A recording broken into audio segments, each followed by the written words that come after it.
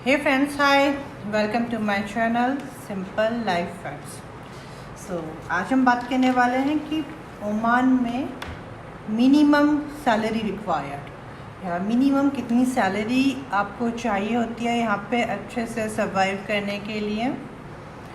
ये टॉपिक है आज हमारा। लास्ट वीडियो में जैसा कि मैंने आपको बताया था कि यहाँ पर अगर आपको जॉब चाहिए तो आप किन किन वेबसाइट्स का यूज़ कर सकते हैं, डॉक्यूमेंट्स आपको कौन से चाहिए होंगे, मेडिकल, काम का, फैमिली वीज़ा। अब जिन्होंने नहीं देखा है वो प्लीज़ जाके मेरा पुराना वीडियो देखिए। आपको पूरी डिटेल मिल जाएगी। और इसके अलावा अगर आप पे कोई क्वेश्चंस है तो आप प्लीज़ कमेंट सेक्शन में आके पूछिए, पूरी कोशिश होगी आपको आंसर देने की।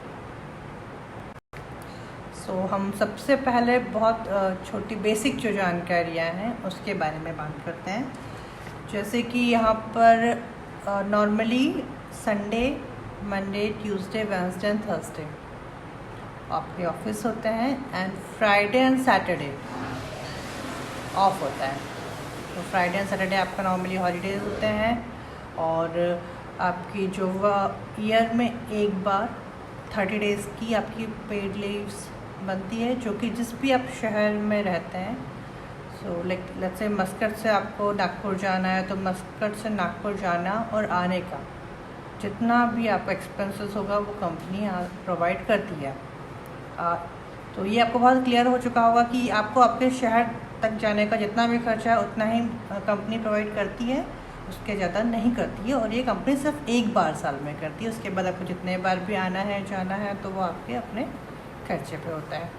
अच्छा, जैसा कि मैंने आपको पुराने वीडियो में बताया था कि अगर आपको आपकी फैमिली को अगर ओमान लाना है तो आपको मिनिमम कितनी सैलरी की रिक्वायरमेंट होगी। पहले ये जो लिमिट थी ये गवर्नमेंट ने 600 रियाल रखी हुई थी, बट अभी इसकी लिमिट है 300 रियाल। मतलब गवर्नमेंट ने उस लिमिट को रिड्यूस कर दिया है और 300 रियाल अगर आपकी सैलरी है तो आप अपनी फैमिली को आराम से ला सकते हैं, कोई परेशानी नहीं है।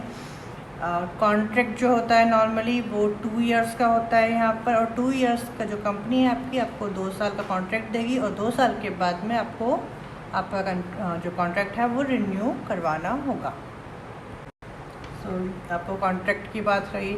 अच्छा, एक बात मैं आपको बता दूँ कि अगर आपको 300 रियाल तो एक बात आपको बहुत क्लियर कर देते हैं कि अगर आप को कंपनी 300 रियाल आपको पर मंथ आपको दे रही है और आप अपनी फैमिली को लाना चाहते हैं तो बहुत कम अमाउंट है ये, आपको बहुत ज़्यादा प्रॉब्लम होने वाली है। तो इस कंडीशन में कंपनी आपको अगर अकोमोडेशन देती है, घर देती है, मेडिकल फैसिलिटीज़ देती है, ट्रांसपोर्टेशन देती है तो ही आप सर्वाइव कर पाएंगे, अदरवाइज ये बहुत ज़्यादा डिफ़िकल्ट होगा। आप इस बात का ध्यान रखिए कि अगर आपको सैलरी कम मिल रही है तो आपको अकोमोडेशन ज़रूर मिले। आगे हम आपको एक पूरा चार्ट बना के बताएंगे कि क्या हमें बेसिक खर्चे होने वाले हैं। तो पहले हम बेसिक चीज़ों पे बात करना चाह रहे हैं। तो जैसे हम मेडिकल की बात करते हैं तो यहाँ का मेडिकल बहुत महंगा है, बहुत ज़्यादा कॉस्टली है।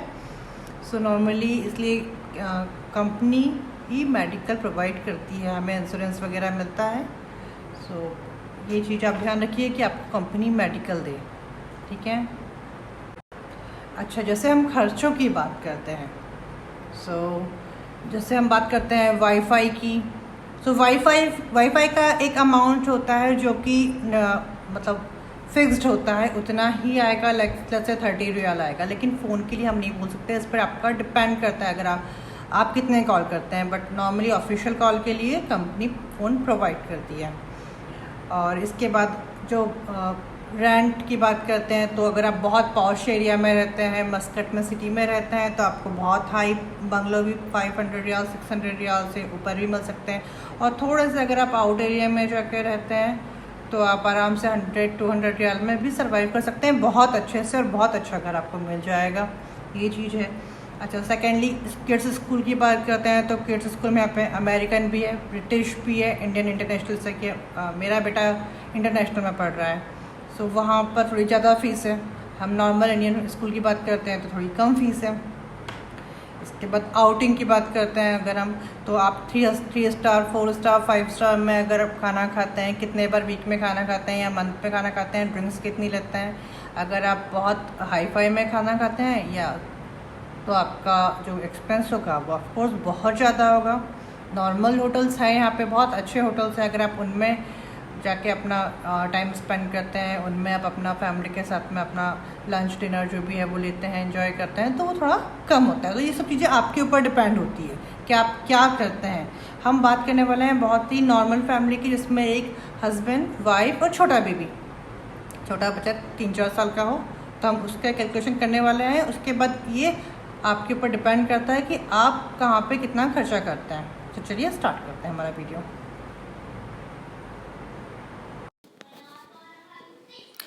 अब हम बात करते हैं कि हमें कितने एक्सपेंसेस लगते हैं ओमान में रहने के लिए, मस्कट में रहने के लिए, कितनी हमारी सेविंग होती है, कितना हम लोग का अमाउंट होता है। जैसे कि हम बात करते हैं एक ओमानी रियाल का मीन्स इंडिया के कितने रुपए होते हैं, तो इंडिया के 189 रुपीज़ 96 पैसा होता है। पाकिस्तान की बात करते हैं तो एक ओमानी रियाल बराबर होता है पाकिस्तान का 434 रुपये 84 पैसा। अब आप देख सकते हैं कि मैंने यहाँ पे एक्सपेंसेस का अलग अलग एक कॉलम बना के रखा हुआ है और उसके साइड में अमाउंट का कॉलम बनाया हुआ है, लास्ट में हमने टोटल किया हुआ है। हम लेके चल रहे हैं कि expected salary let's say 1000 riyal मिल रही है। सबसे जो बड़ा खर्चा यहाँ पर होता है वो होता है घर का, हाउस का। और हाउस रेंट यहाँ पर होता है, जैसे अगर आप मस्कट में रहते हैं, बहुत पॉश एरिया में रहते हैं, तो बहुत महंगा भी हो सकता है। बंगलो लेते हैं तो 1000 रियाल भी जा सकता है, बड़ा घर लेते हैं तो 500-600 रियाल 600 रियाल।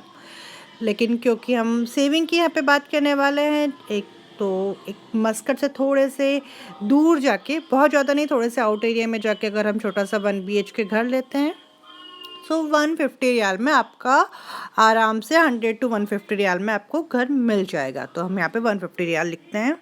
ट्रांसपोर्ट की बात करते हैं, नॉर्मली कंपनी कार प्रोवाइड करती है, और अगर नहीं भी करती है तो हम अगर न्यू कार लेना चाहे तो 2000 रियाल में आपको मिल जाएगी, और जब आप अपने देश वापस लौटेंगे तब आप उसको हाफ प्राइस में आप आराम से सेल आउट कर सकते हैं।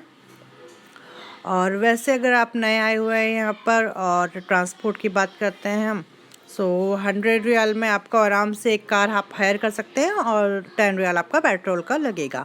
किड्स एजुकेशन की बात करते हैं तो यहाँ पे बहुत सारे स्कूल्स है, लाइक अमेरिकन है, इंडियन है, इंटरनेशनल्स है, ब्रिटिश है।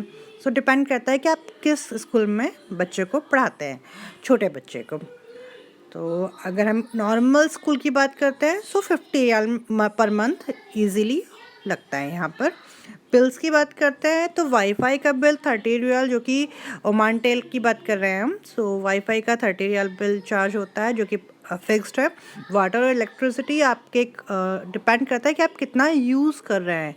50 रियाल में आराम से हो जाता है।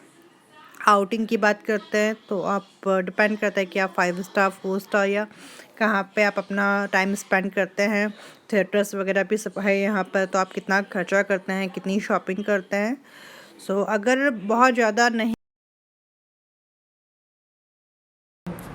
तो मैंने आपको अभी एक छोटा सा कैलकुलेशन दिखाया है कि हमें मिनिमम खर्चे कितने होते हैं यहाँ पर रहने के लिए, सर्वाइव करने के लिए विद फैमिली। अगर आप 1000 रियाल आपको यहाँ पे सैलरी मिल रही है, तब भी आपको 375 रियाल मतलब 375 रियाल आपके बचेंगे।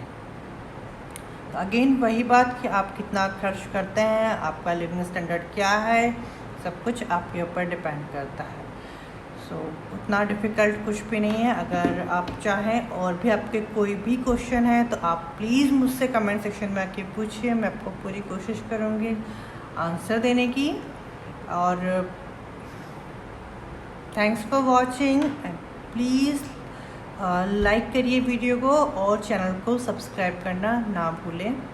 Stay healthy and happy. Bye.